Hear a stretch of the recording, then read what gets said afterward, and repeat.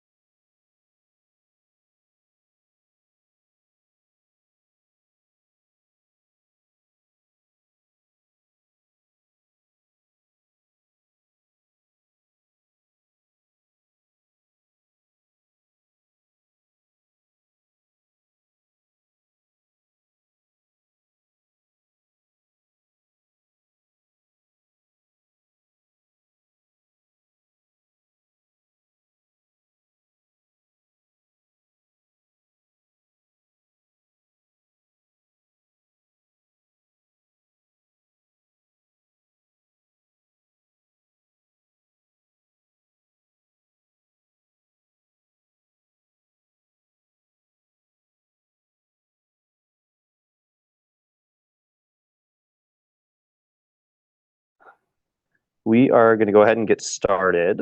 So my name is Liam. I'm the recruitment and development coordinator here.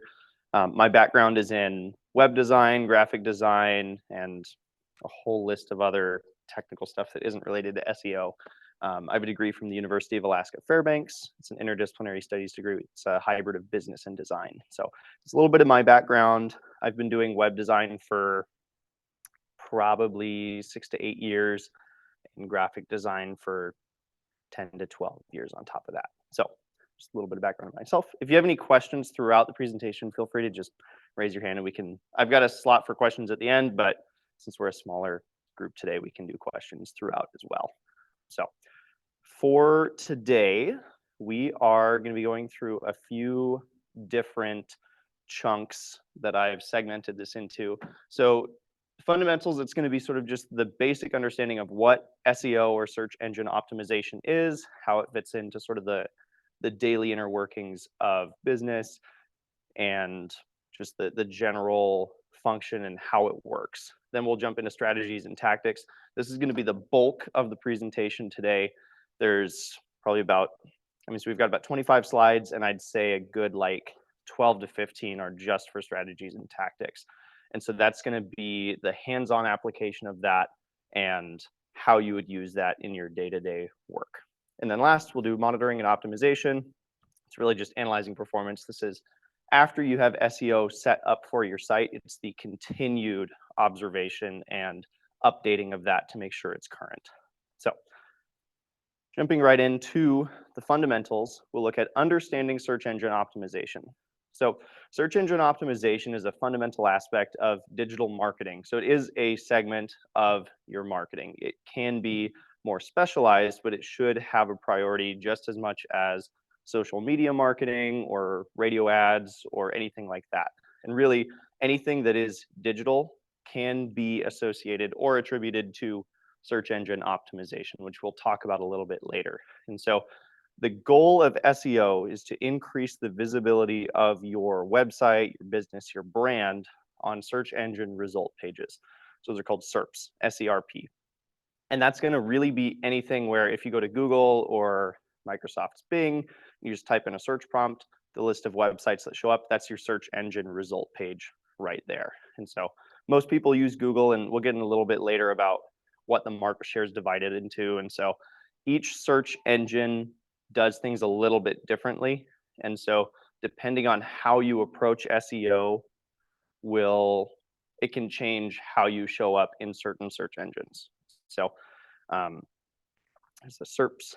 So again, rating or ranging higher in those organic searches. So really the biggest benefit SEO has is to get you a higher priority on that list. So the large majority of people who use search engines will not navigate past that first page, right? So we'll go into an example later for specifically, let's say, coffee shops. You know, coffee shops are very popular in Alaska. We've got something like 28 on the Kenai Peninsula alone, and that could be drive-throughs or sit-downs. And so for that industry, there's a high level of competition. And so if you have 20 competitors within a 10 to 15 minute radius, you want to make sure you're going to be at the top of that list, right? And so I know for some businesses, if you're very niche or you don't have any direct competitors, there's a higher chance you'll show up higher on that list, but there's still things that we can always do to optimize that SEO. So the impact of this is, you know, as I said, it should be a priority. Search engine optimization should be a priority. And depending on the industry, will really depend or determine how involved you are with that moving forward. So something like a coffee shop, that will likely be, you know, something that should be integrated on a monthly level of, let's see if our SEO is up to date, and let's make sure that we're doing our best to keep that top listing. So looking at small local businesses, investing in SEO it can be seen as an option. I would say it's a necessity. So SEO plays sort of a pivotal role in enhancing your visibility, attracting potential customers, fostering competitiveness, and all of this is taking place on that sort of digital marketplace level. So by optimizing the online presence, the local businesses can ensure that they appear prominently in that top spot. That's really the prize place you're fighting for. And I'm probably going to say that a lot more. It's the main goal is to hit that top #1 ranking. A lot of times in Google, you will see other businesses with a little tag at the top that says sponsored. That means they've paid for that spot.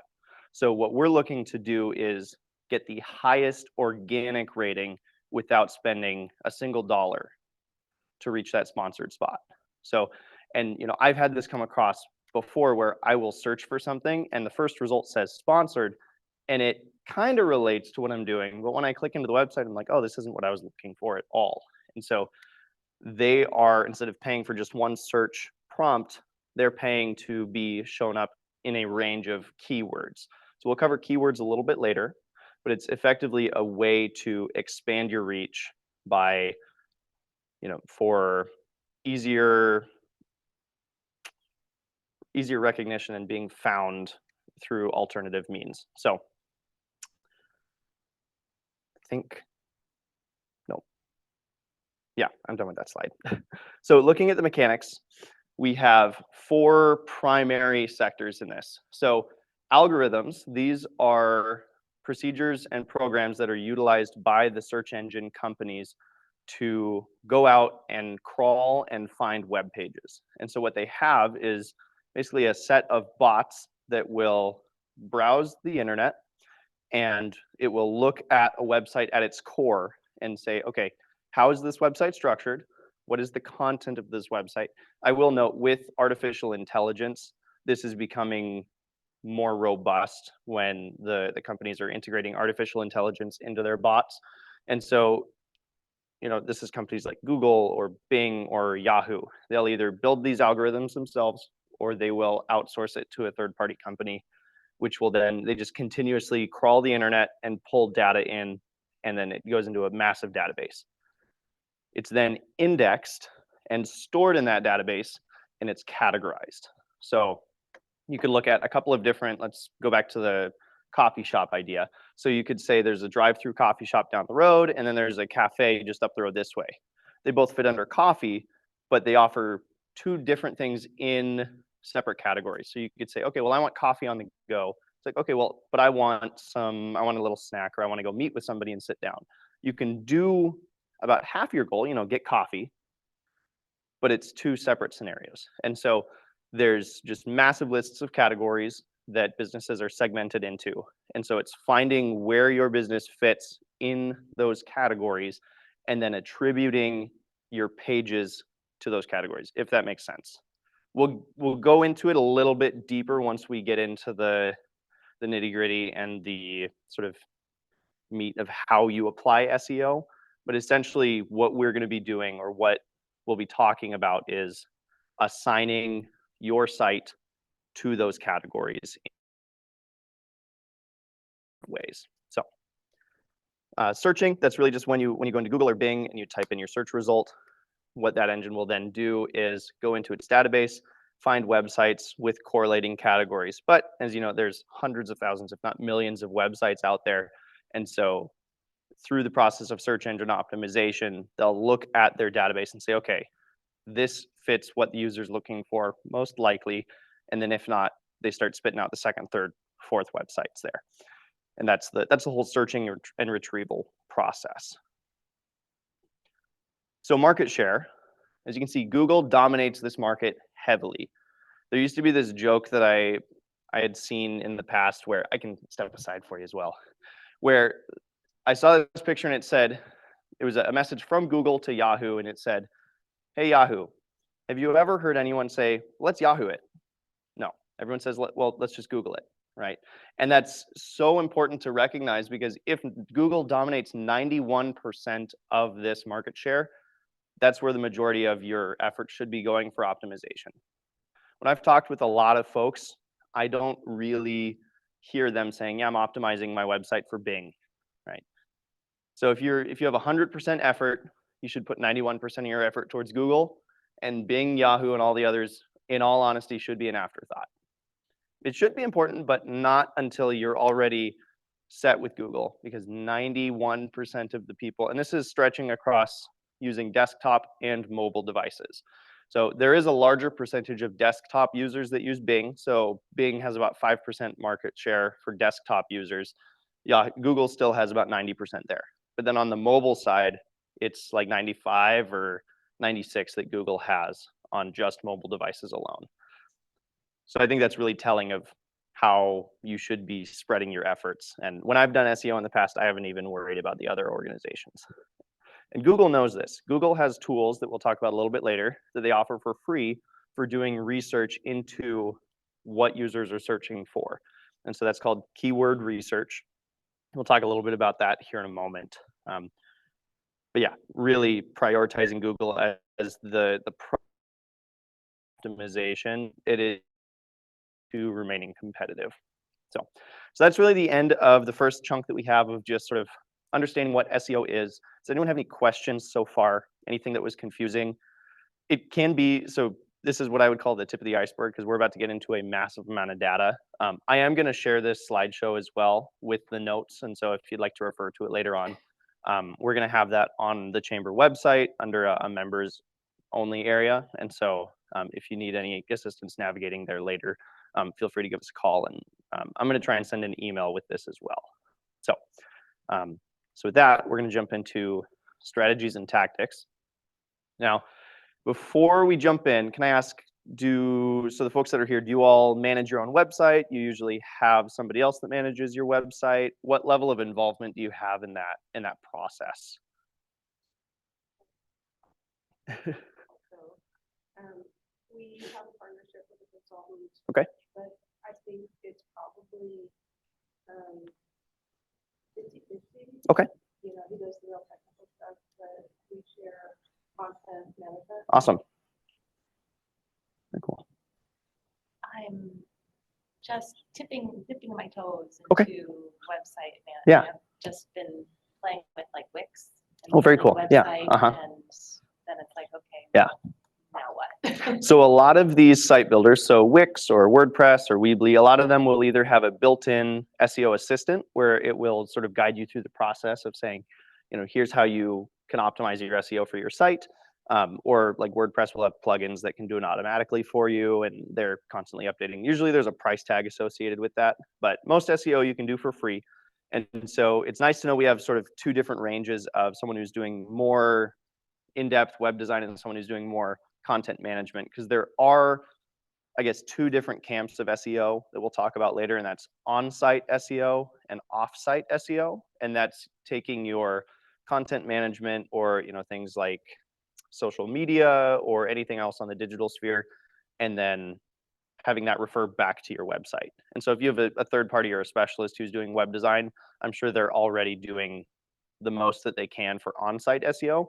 And then it's just a matter of marrying that with the off-site. So there will be a little bit of something for everybody with this. So first thing we're going to look at is keyword research. Now this refers mostly to on-site SEO. So this comes in the website building process, and in some cases it can relate to content creation.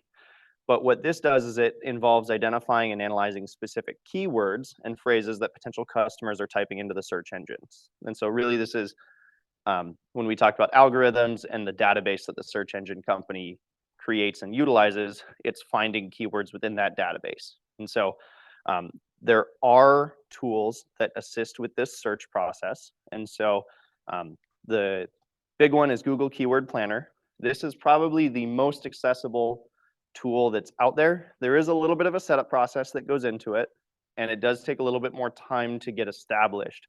But once you're in, you can specify between regions. So if you're trying to market specifically for the Soldotna area or the Kenai area or the entire state or even the entire country, you can expand or shrink that barrier or that search region as much as you'd like to.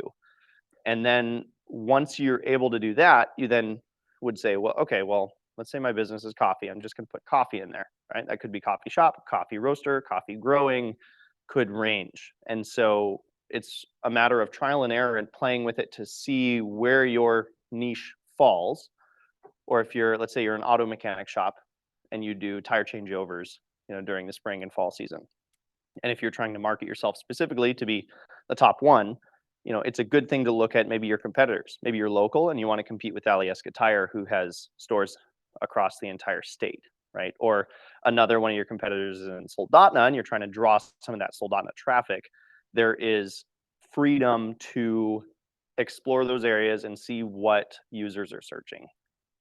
So Google Keyword Planner, I would recommend, is the highest or the easiest to use free tool. I've got a couple more here. So Neil Patel, it's just a guy's name, neilpatel.com.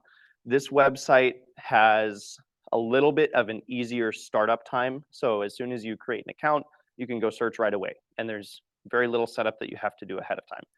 However, it does limit you to 3 searches per day without paying for a premium feature. So if you're really just playing with SEO and you're not super involved and you only want to take little bite-sized pieces at a time, this is a really good tool as it's free, it's easy, free for 3 searches per day. And so if you're not doing, hours and hours of SEO and keyword searching and planning in one go, that's a good option. The other 2 options that are here are SEMrush and Ahrefs. These tools have a lot of content behind it. They are only paid options from what I was able to find online, but they do have some very valuable insights, and they're very competitive and provide a very good product, but there is a price with that. So, yes. All these sites are just helping you determine what would be the keywords to get your business. Yes. Yep.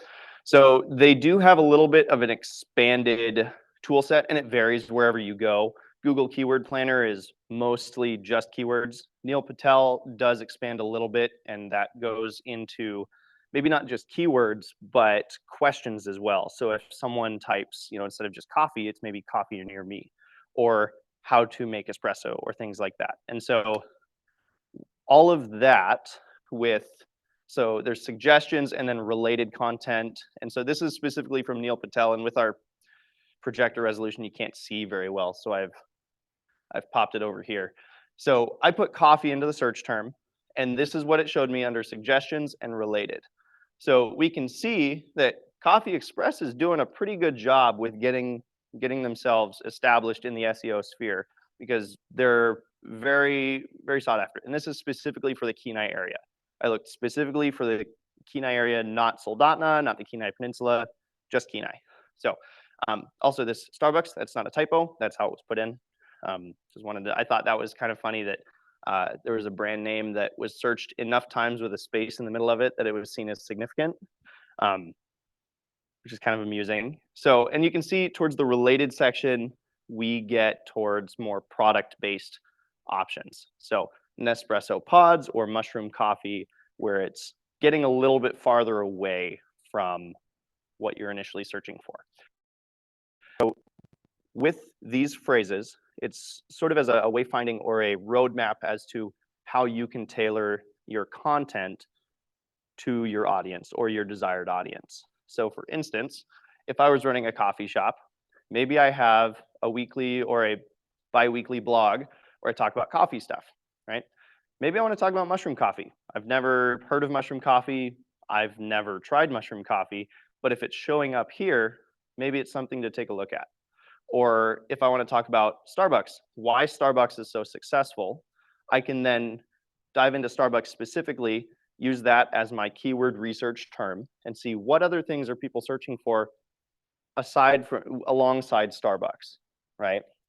And so running a blog like that on the website will legitimately inject those keywords into the blog post, which can then be shared from that point. So what we're doing is finding these keywords and then injecting them into our website or our content. And the reason for that is because those little bots that crawl the internet are searching for those keywords and then attributing those to categories in their database. And so this is why it's a little bit more than just let's set SEO up for the first time and then we leave it forever. Now, there are some businesses, if they have no direct competitors on the peninsula or in the area, and they're very niche, sometimes they don't need SEO, right? So if there's a very specific organization providing a specific task with no direct competitors here, if they set SEO up once and someone searches specifically for, let's say maybe heavy machine rental, right? Or something very specific like, I'm looking for someone to repair my lawnmower, right? If there's nobody else that does lawnmower repairs and that business does their setup properly the first time, there may not be a need to continue and expand upon that if they're hitting the marks and finding their specific niche consumer. However, that's a very, very, very specific use case. Not everybody's like that. Not every business is like that. So after keyword research, we jump into on-page. Did you have a question? Yeah. I do. I'm a little bit confused about suggestions versus related. So you're saying that people are typing in their search, they're typing in the related field, and so the suggestion is to use the things on the left? So the suggestion is whatever has the highest volume. And so in this previous slide, you can't really see it here. On the left, there's a or on this side, there's a volume column. And so you can see that coffee has, I think that says 360, and this is in the past week or so. It's about 360 searches in the past week. And then it jumps down to 90 for coffee shop. And then keyword ideas would be less than what these top two are. So suggestions is what your primary is, and then related is what you would go off for further research. So looking at, let's say, so we have coffee and coffee shop both in the top column here as our criteria. These coffee near me, Starbucks, et cetera, are what the search engine is seeing as related to your search, but it's not being associated closely enough to be suggested, if that makes sense. So the suggestion is always what we want to go with first, and then we jump over to related for further research. So in my experience, I've always gone with suggested, and that's been my primary focus is let's look at my suggested options and go with those, and then explore the related after I have my initial SEO set up. So, and the lines on this second slide here just show some correlations that the suggested is showing up here, and it does show up in the related as well. So it's sort of like two separate options that are, maybe they're related, but they're not close enough to be significant, if that makes sense. Hoping I'm explaining that properly. I think it'll become clear once I know what to do with the suggestion. Yeah, so the suggestion, and so really suggestions, there is a level of injection of these into your site that can be harmful. And we'll talk about that a little bit later, because we want to make sure we're injecting these in an appropriate and legitimate way, right? So if we have a back page on our website where we just copy and paste all of these, sure, you're injecting it onto your site, but who wants to see a list of keywords, right? What the search engine does is it will look at how often people are going to your site based on their keyword search. If they're going to your site more frequently, you have a higher chance of being in the rankings as number 1 or number 2. And so it's looking at legitimate page options, legitimate traffic, rather than just using these buzzwords to try and get people to your site. Because if they're coming to your site but they're not staying on your site, it's not doing anything for you, right? So this is where we sort of talk about on-page versus off-page SEO and how they talk to one another, how they interact. And so on-page SEO involves optimizing elements directly on your website. So this can be things such as meta tags, which we'll dive into a little bit later, and content. So this could be anything from a blog or Facebook posts that you're embedding directly onto your website, or really anything on your website that's not just a, about us or contact page.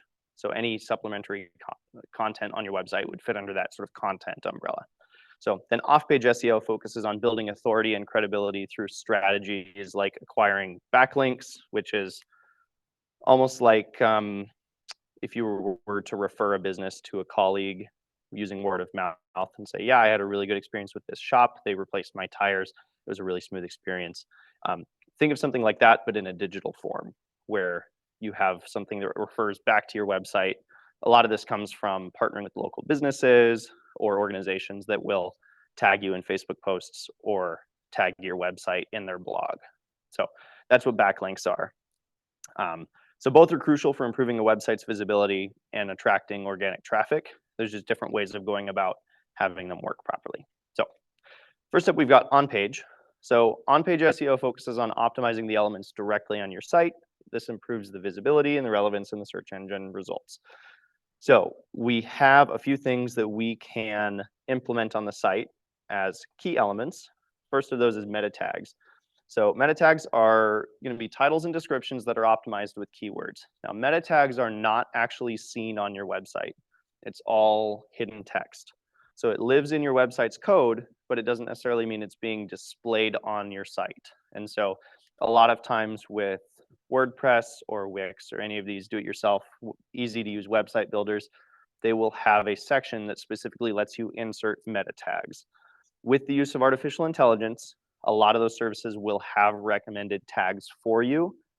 My recommendation is to look at the search engine specifically. So that's going to be your Google Keyword Planner, Keyword Researcher, and verify that those tags are correct. Because the scope of the AI, depending on the business, can be limited. So if Wix, for example, were to say, we have an AI bot that recommends these tags, they don't cite their sources. I'm sure they're good, but they may not be as good as going directly to the search engine you're hoping to optimize yourself for. So with that, that's your key elements, your meta tags, all the sort of hidden stuff. And optimizing these with relevant keywords can improve the click-through rates and visibilities on your search results. So the click-through rate is really just how many people are visiting your site once they're on that Google search window, right? So next thing is headings. So for folks that are doing web design, when you structure your website, there are tags that's heading 1, heading 2, and heading 3. A lot of times in larger corporate businesses, so I previously worked for the University of Alaska Anchorage in their student union, and I ran their website for the student union. In that process, we had to go through probably a 6-hour training on accessibility and website design just to make sure we were adhering to their standards and federal standards that the public institutions have to adhere to. So headings need to be structured in a way where it goes, the heading 1 is always your first. So this could be something like the title of the page that you're on. So let's say you're on a blogs page and we'll say blogs or posts is your heading 1. Heading 2 could then be a title of a category. So let's say we're talking about coffee, categories roasting. And then heading 3 would be a subcategory of how to roast coffee, beginner's guide, advanced guide, et cetera, et cetera. So structuring these tags in a way where you don't have a heading 3 preceding a heading 1 is very important. So I'm not going to go too crazy in depth because then we'll be getting into more like full-on web development. But the general idea is you want to start with your heading 1 first, then 2 and 3. If you have your heading 3 prior, it can sometimes cause the bots to have issues when reading the website, and it places priority on certain things. So yeah, it's definitely seen as like a priority type thing. So next is content. This is relevant content with natural keyword integration. So this is where we're talking about injecting those legitimate keywords into your content rather than just a page with random stuff. So content structure does play a role in this. It's not, it should be considered as important. Search engines will favor well-organized and informative content. So this is legitimate content, not the faulty or just using buzzwords at random. So this includes incorporating keywords naturally, using descriptive URLs, optimizing images, things like that. Images on your websites have tags just like meta tags where they live in the background and you don't see them. Those are called alt tags. So if your website gives you the option to add descriptive text to an image, I would recommend it be done just because it is more text that those bots can cling onto. And say if you have a photo, looking at one of these photos on the wall, let's say we're looking at the one on the bottom right. Let's say we have a young loon in water during sunset, right? We don't want to go over descriptive and say sunlight shimmering off the lakefront where there's a large burst of white in the middle, in front and behind, the bird with excessive glowing around the wingtips. We don't want to go that far, but something that gets the point across is still something that bot can cling on to. Because if it's too descriptive, the point can be lost in that. So just an example of that.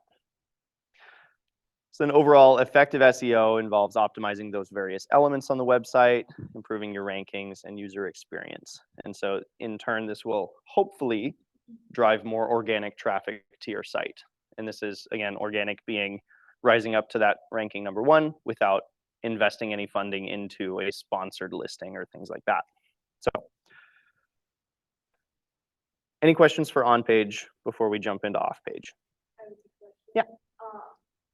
You have links on your site to other pages on your site, like maybe will that increase organization? Like, if they click on the link versus searching through the site? It can create, if it's done in the right way, so a lot of times websites will have what's called a site map, which is a page that they'll have a button in their footer on their website that says site map, and that will show the general structure of the website, and it will be just a page of links to, it's like a table of contents essentially for the website itself. And so that's one way of doing it. And then also I would recommend having buttons or links to your alternate pages where it's necessary. So that could be, looking at let's say the front page, you've got your menu on the top, but as you scroll down the page, you'll see, there's a little bit of a blurb on who we are, and then you could say, read more about us. Whereas they could click that in the header as well, but it's adding more options for them to more fully understand your business and then navigate deeper into that, the website experience. So it's like for the most part, yes. Yeah. Alrighty. So off-page SEO. So this focuses on enhancing a website's authority and credibility through strategies implemented outside of the website. So by building a strong presence and reputation across various online platforms, businesses can improve their rankings in search engine results and establish trust with their audience. So a lot of this will come through if you do any local partnerships. It's recommended that, have an online presence with these local partnerships. We do this a lot with the Kenai Chamber, with most, if not all of our Facebook posts. If an organization that we're partnering with has a Facebook account, we will tag it. And what that does is, one, it creates a link to their Facebook page, which if then set up properly, would link back to their website for folks that want to learn more information. So good example of that would be when we get a new member that joins the Kenai Chamber, we'll post a new member post, we'll have their Facebook page tagged with it. So anyone viewing that and say, oh, I'm interested in freight forwarding, they'll then navigate to that Facebook page. And then it's up to that business to have their ducks in a row, right? To have all their information located on their site, on their Facebook page, to where it's working cohesively rather than, because if there's a dead link on a website or on a Facebook page, that can be really frustrating, right? It's like, well, I want to learn more about you, but when I click this link, it goes to some random page that was acquired by a Chinese conglomerate years and years ago, right? So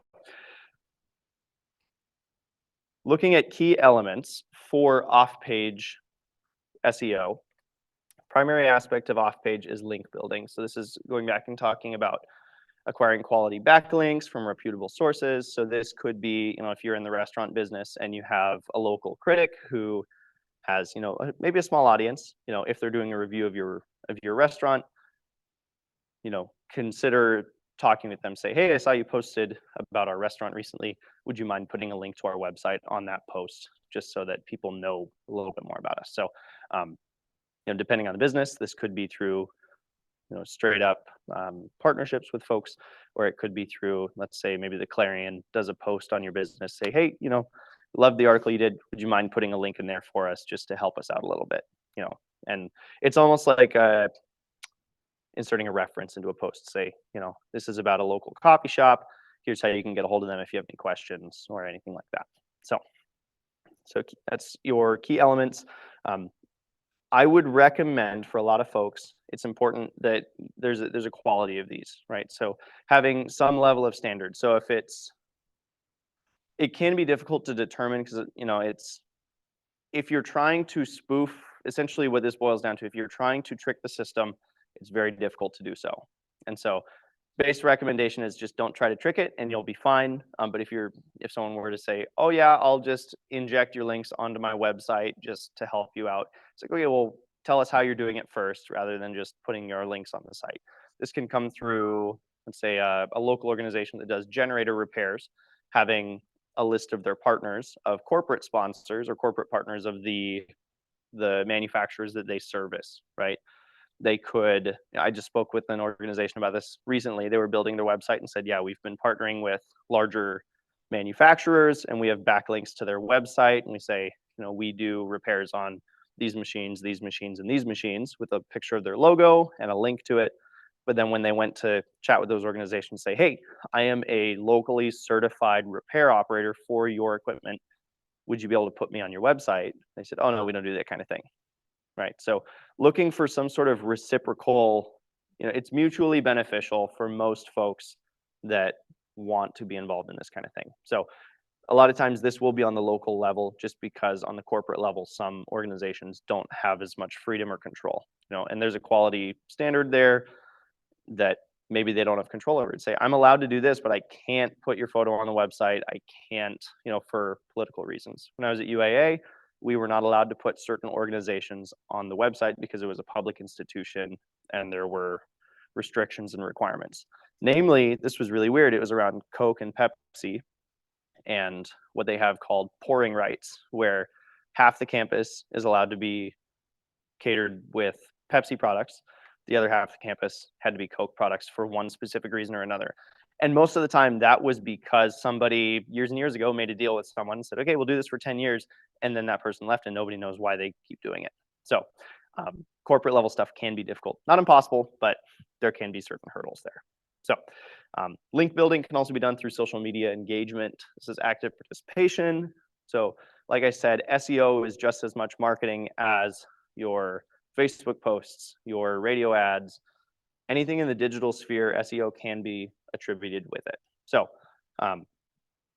most times when talking about marketing, the biggest thing I hear is consistency is key, along with quality content, right? So having a consistent marketing strategy, and this is more, for social media in general. If you want to build an audience in social media, there has to be a level of consistency there, where whether it's posting once a week or twice a month, it just needs to be a regular thing so it catches the algorithm there. What that then does is, if linked properly back to your website, will provide a backlink to your site. We did this morning. Yesterday, we posted about this search engine optimization workshop or business lecture series. And then today, after the snow came down, I was like, wow, okay, I'm going to make another post today and I'm going to add some snow to our image and make it look like it snowed on our ad as well. And so having that, even though it's almost exactly the same post, it's a little bit different and there's a little bit of a laughter and humor to it to hopefully grab the attention of the folks that are viewing our Facebook page. And that's just leaning into consistency with a little bit of variety, right? Because if you post the same thing every day, you're not going to catch an algorithm because people aren't going to care. Like, I saw it yesterday, I don't care, right? So social media does have a place. It can be hit or miss depending on how big your audience is. But whenever you're doing social stuff, you should backlink to your website if possible. So then strategies, looking for influencer marketing, guest blogging. A lot of that is anything that doesn't fit into key elements, building backlinks from reputable sources, or social media engagement. So really everything else fits into those other strategies portion, where if you can generate a link back to your website, but it doesn't fit in the first two, it's in the other sort of category. So, okay. I think that's it for, I already talked about the benefits of this. I'll just put that up there just momentarily. Yep, already talked about that a little bit throughout, but I'll set it up there for just a second. Okie doke. So the next thing we will be talking about is local search engine optimization. So this is specifically targeting the community, focusing on optimizing the website for nearby customers specifically in our geographical region. So some businesses want to expand larger than our local community. Other organizations don't really need to. So Kenai Chamber of Commerce, our focus is Kenai first, and then Kenai Peninsula secondary. And then if somebody else approaches us, we'll accept them. We don't have any requirements on who can and cannot join the chamber. So if there was an organization in Oklahoma that joined us because we used them for printing for one time or something, like I think, which seemed kind of odd to me, but I was like, okay, if you're trying to target more folks in Alaska to do a very specific type of product printing, that's one way to do it, right? Investing in a local chamber of commerce and then saying, okay, I'd like to put something in your newsletter as I'm a member, even though I'm in Oklahoma. If they do a lot of online sales, that could make sense for them. So, but with this, we're specifically looking at local SEO. So key tactics for this include optimizing the Google My Business listing, which I believe we're going to look at in the next slide. So this is targeting specifically Google. It's not going to affect Bing or Yahoo or anything like that. This is where most folks will find business information, is when you search for, let's say I search for Kenai Aviation. Kenai Aviation will come up with a little blurb that says, here's our hours, here's our, our phone number, our email, stuff like that. Sometimes that can be scrubbed from their website by these bots, but a lot of times it needs to be manually set up or verified by a physical person. So with the Google My Business listing, there needs to be accurate information, engaging photos, etc. We'll go deeper into that. There's a whole slide dedicated to that. So with the local SEO, we also want to make sure that we are managing local citations for consistent. That's NAP, that's name, address, and phone number. So if you're ever doing research on SEO or online and you see that NAP, that's name, address, and phone number. They like to abbreviate that one because it is used quite frequently. So this is ensuring that this is consistent regardless of where users are looking. So if you have it on Facebook or Twitter or Instagram and your website, all of those need to be consistent as they're links that these bots can make when generating the database in the back end. So then we're looking at creating geo-targeted content as well. So this is really knowing your audience. So if you're in the community, been in the community for a while, you typically can have a pretty good handle of what kind of content will and will not be well received by the local community. So if you're looking to have positive SEO, doing something that is tailored specifically for your audience is important. So looking at maybe coffee as another example, you could have someone who says, nope, I just drink Folgers. I don't ever go out. I don't ever get coffee. You maybe don't want to target them unless you start offering a similar product that says, hey, we've got drip coffee that's about the same cost as Folgers. You could buy it directly from us, but it tastes just a little bit better, right? So really just knowing your audience and then leaning into that on the local level. And benefits, again, enhancing visibility, attracting nearby customers, increasing foot traffic to physical locations, and then this being essential for driving growth and success within your targeted geo areas. So with social media, a lot of times, I believe we've done this on our Facebook page where we'll tag specifically if we're in Kenai or Soldotna or at a local business. And what that does is it will help in a generation of adding that to someone's feed. It's all back-end algorithm stuff, but those tags, if you have a public page, when you tag a certain location, it can help in natural generation. Because a lot of times Facebook posts will show up on social media as well. So if you were to search for something very specific, like let's say the Kenai Summer Solstice Run from 2012, right? Maybe there's not a website dedicated to that, but they have a Facebook page and they have a Facebook event for that specific year. If you're looking for photos from that, you could find that through a general Google search, as Facebook does have those populated in the search. So not always necessary, but it can't hurt. So now, Google My Business. This tool is super easy to set up.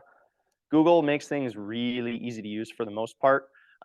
This is what will show up when someone just searches for a business on Google. So like I said, sometimes the bots will be able to crawl and gather this data automatically, but sometimes it will be outdated or it won't be as comprehensive. And so what Google My Business allows is some things like business information, business attributes. This is really important for, let's say, folks that have a physical location. If you have an amenity that you'd like to have displayed there, you could say, we are, we're family friendly. We have a setup that allows for us to cater to families with small children, or we have an accessibility ramp for those that need wheelchair access, or we cater to a specific type of community. And so this just allows for a very quick glance at what your business offers without them needing to filter through all 10 pages on your website. So this is an instant, easy snapshot that then does backlink to your website as well. So the process for this can take 2 weeks or so. The way that they verify your business is they will send you a physical letter in the mail, which you will then follow a link online and verify your business through that process. The reason they do this is so that businesses don't impersonate other people, and it's really one of the only ways to verify the physical existence of a business without physically going there. And so all their system is automated on that side, but if you don't have a Google business set up or a Google My Business listing set up, but it still shows up in the search, they have an option for you to claim that if it's there. And that's just if a bot goes and crawls your website, finds your business and makes an automatic post for it, it's the bare minimum. So this also links up with the Google keyword search and Google Analytics. So if you're doing any sort of web building, the actual design of the website, whether it's from scratch or with a tool like Weebly or Wix, they typically have a section where you can insert Google Analytics, and that shows what users are doing on your site once they navigate to it. And then that will in turn talk to Google keyword research as well to assist in getting a more real understanding of what, one, your existing audience is looking for, and two, what a prospective audience is looking for. So nice thing about Google, everything talks to one another, which is a plus and a minus. If there's a lot of folks who are not super into having their information taken away, which I can fully understand. But from a data standpoint, it's a wealth of information. So we'll dive a little bit more into backlinks. So backlinks, or they can also be called inbound links, are links from other websites that directs users to your website. So with backlinks, it is a way for the search engine it's a way for the search engine bots to link you with more high quality data. So it's attributing your website as being reputable and high quality, thus bringing you higher in those results. So I'm trying to think how to say this without being confusing. So we're talking about quality content coming from quality sources rather than just a random website saying, oh, we'll help you, we'll link to your site, right? If someone clicks onto your website and they don't care about your site, that's not a quality click. And if they're not on your site for an extended period of time, it can have a negative impact. So we did talk a lot about backlinks in the previous few slides, so I'm not going to spend a crazy amount of time on this just because the end goal is quality backlinks. You don't want to have fake or spoofed intentionally, like we're trying to artificially boost our product without actually putting in the work to partner with organizations or put an actual effort into this. So it all just boils down to don't try to fake it, be legitimate about it, and you generally won't have any issues. So again, some of these strategies: guest blogging, influencer outreach, valuable shareable content. If you're making content on your website, it is generally a good idea to have it be shareable on some level. So a lot of times Wix or WordPress, these website builders will allow for you to have a little pop in that will say, hey, we'll have this button where they can select the social media organization of their choice and say, I want to share this on Twitter or Facebook or wherever. And so that's, if they like what they're reading, they can share it to their families, like, hey, this article was really great, talking about just the, et cetera, take a look at it. So that is really utilizing your social media to work to your advantage.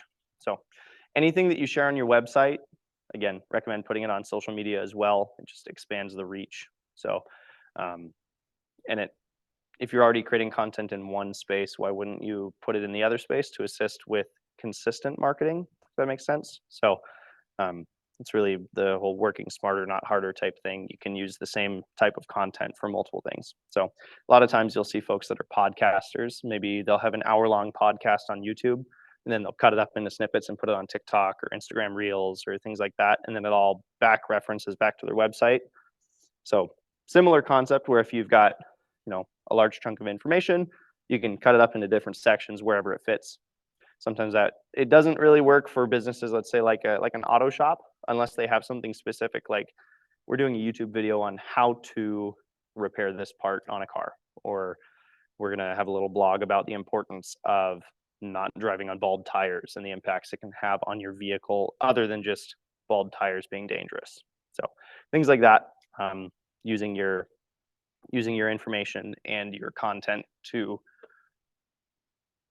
sort of propel yourself forward on multiple platforms. So let's step over here.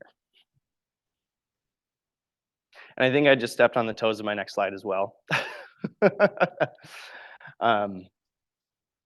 I know we are getting close to, we got about 10 minutes left. So I'm gonna skip all the way through, but I kind of did talk about a lot of this already. So incorporating multimedia elements for engagement. So this is where if you have an Instagram or a YouTube or anything like that, where you can do videos, you know, maybe try a video out and see how it does. I know that a lot of times folks will integrate stuff onto their Facebook page as well, where they say, yeah, we did a promo shoot for this really cool program where we work with kids in the community and we talked with some of the kids and how it impacts them. You know, what that can be is you can have a long 5-10 minute video, and then you can cut up little snippets and introduce that into other sections. Like here's some highlights from that video or that experience. And what that allows you to do is you can take, let's say, a 5-minute video, cut it up into a bunch of little clips, and then spread that out over your month, and there's your month of content, right? So content just pointing back to your website, and your website pointing to your content. It's just, have you guys seen that picture of the old animated Spider-Man where there's 2 Spider-Men pointing at each other? They're, no? Okay. I should have put it in, but using your content more than once can seem like a redundancy, but what that allows you to do is capture multiple audiences that are existing in different areas. You know, you could say there's someone who's just on your website and not on your social media accounts. Let's say they don't want social media, so you're providing a way for them to interact. Then folks that are on exclusively social media, primarily the younger generation, they say, I don't like websites. I just want social media because it's fast and has everything all at once. So mobile optimization, with a large portion of folks navigating websites on their phones, it's important to make sure your website is friendly for mobile devices. This is primarily done on the back end. So when you develop your website, you want to make sure it's, again, positive user experience, mobile friendly. If it's a difficult to navigate site, that's going to take people away, right? So if you're putting a bunch of effort into a desktop site, we just want to make sure that it feels good and it's an easy experience on your phone, as well as a large majority of today's population has some form of smartphone where they're navigating online atmosphere. So yep, this is all really more basic web design stuff. So just having it be where, you know, if I were to open up my phone and it looks exactly the same as it does here on the computer, the text on my phone would be a lot smaller and a lot harder to read. I'd have to zoom, I'd have to move around. It would take more work and would generally be not as easy, not as intuitive. So really just making sure that the mobile experience is easy to use and keeping people on your website. So, all right, we're through the meat of everything. We're on to the last little chunk. This is monitoring and optimization. So as I said at the beginning, this is really what you do after you have SEO set up to begin with.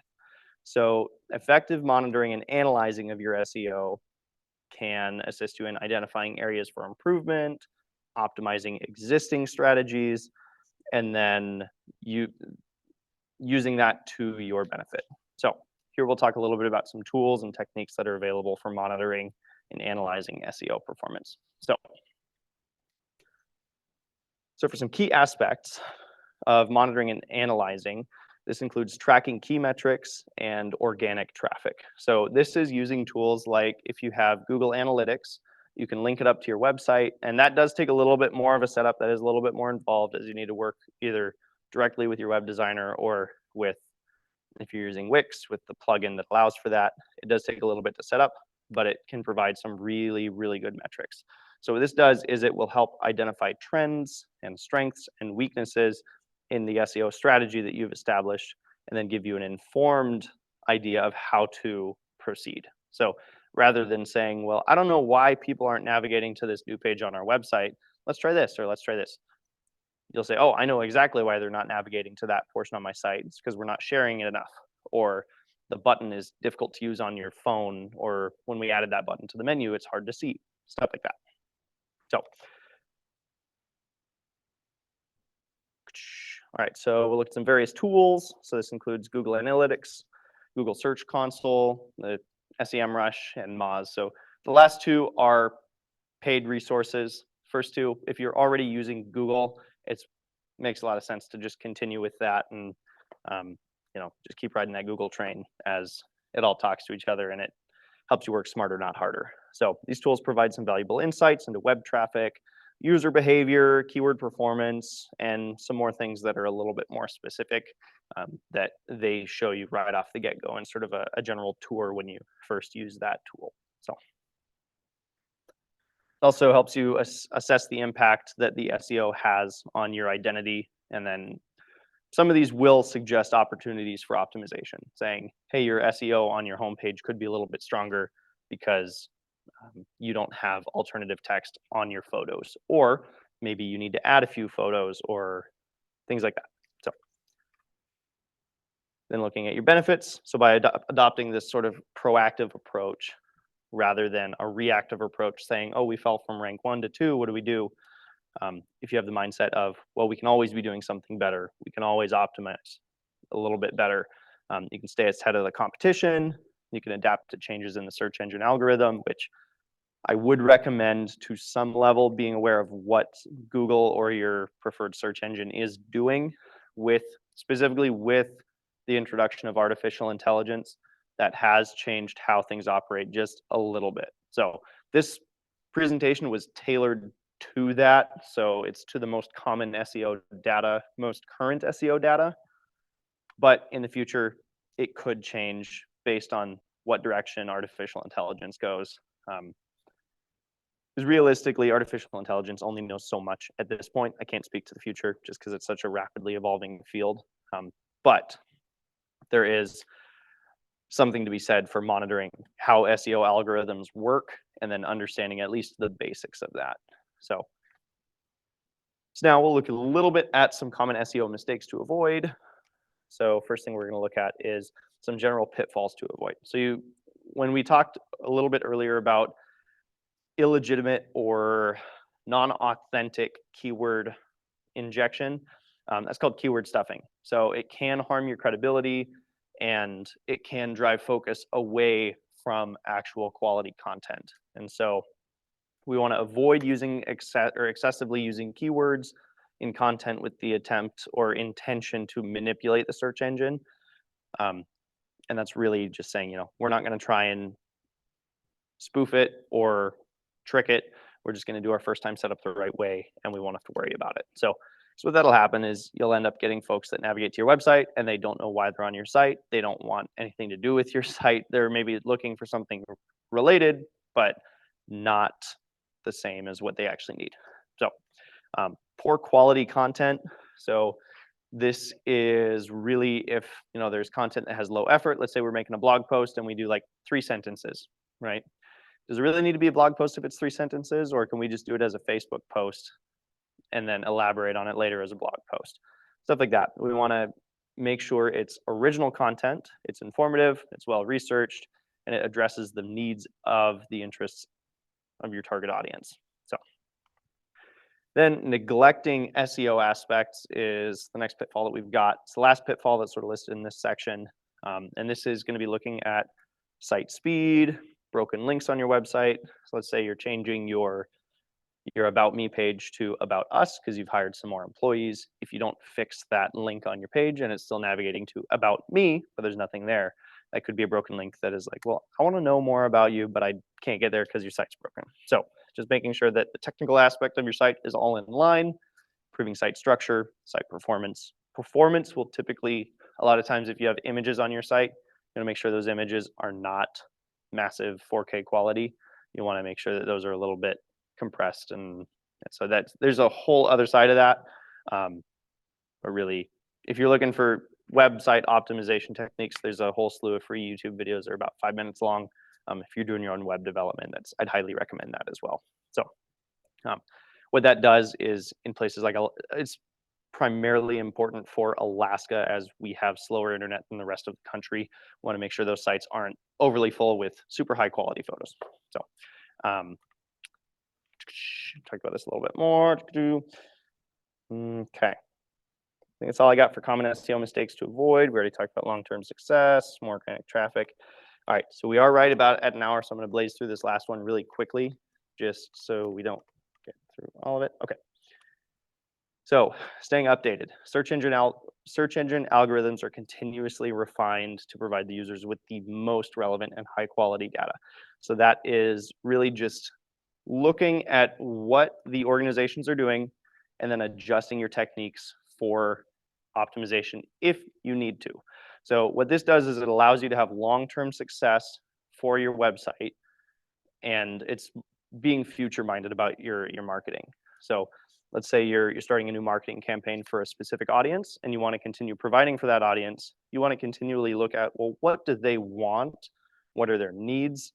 Very similar, but you're just looking at the tools and the algorithms that the back end uses and and they'll typically have suggestions of, if you used keywords in this aspect, you need to alter them to fit this criteria. So 9 times out of 10, Google will have that available and ready if it's just a quick search away. Google SEO algorithms, and they'll have documentation on that. So that's all that I have. I'm sorry for rushing the last couple of slides. We're right at an hour. Are there any general questions? I know it was a lot of information to digest in just an hour. So if you don't have any questions now and you need to sort of digest and you have questions later, you can feel free to send me an email or give us a call, and we'd be more than happy to chat with you about it. What's your email? So my email, I should have put it up here. I will, I'll send you all an email. I sent you an email right before this with the Zoom link as well. If you're registered for the event. I know I did. I will, you know what? I can write it down for you as well. So, all right. Any questions? General comments? I have a website that it had started being named one thing, and then I changed the name to another thing. Okay. Kind of shifted Mhm. its point of it. Right. But it's still showing up under the old name. Gotcha. Is that a SEO thing? It would be an SEO thing. So my assumption with that is what likely happened was, were you building it with a certain tool or with Wix? So I think with Wix, they do have a function on the back end where you can, to me, it sounds like the meta tag wasn't updated properly. And so I'd say look into your dashboard on the back end and see if you can update your meta tags. And what probably happened was that data was indexed into the database and it just wasn't re-indexed when you changed your information. So chatting with, if they don't have any readily available tools, their support team should be able to assist you in navigating how to get that re-indexed. I know with WordPress, you can typically install a plugin that will force that index and it'll send information to the search engine algorithms. I would assume Wix has the same thing, but I don't know for certain. So that'd be my recommendation. It sounds like it just hasn't been updated since the change. So, yeah. Yeah, I'll just say, just a comment, this was great, I learned a lot, really informative. And I'm one of those 5% of desktop users. Yeah. Yeah. Like your pictures. But sometimes they don't produce the results. Right. They don't always get you what you need. For sure. So I often use Google Right. Sites.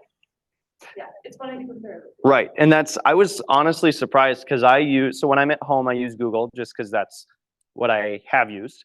But when I'm at work, we use the Microsoft suite. And so I'm always on Edge, and Bing is the automatic search engine for that. So that's what I use 90% of the time while I'm at work. And I do find that a lot of times I'll be like, well, I can't really find that. Let's jump over to Google. And then it'll be second option on the list. I'm like, perfect. That's exactly what I'm looking for. So I do think it is funny how big of a percentage there is. And that was looking at global users, not specifically for our area. I tried looking at specifically Alaska, and they just didn't have the data for it. So that may be, it may be worth exploring if you start working with Google in the future and you say, well, I know that there's more people out there, but where are they? Or even having a survey on your website saying, how'd you find us? Right? And that's just an easy way of saying, oh, I found you through Bing or Google or an ad that you hung in Fred Meyer's billboard section or on the radio, stuff like that. So, yeah. Well, if there's no other questions, we'll call it there. But I do appreciate y'all coming today. I know it's a little bit smaller turnout than we've had in the past, but this is still, it's a fun topic for me. I don't get to talk a whole lot about websites, and SEO is such a specific thing too, that larger companies and organizations have a dedicated management team for that kind of thing. And so it's nice to be able to talk on it at a more specific level. So yeah, absolutely. Yeah. All righty.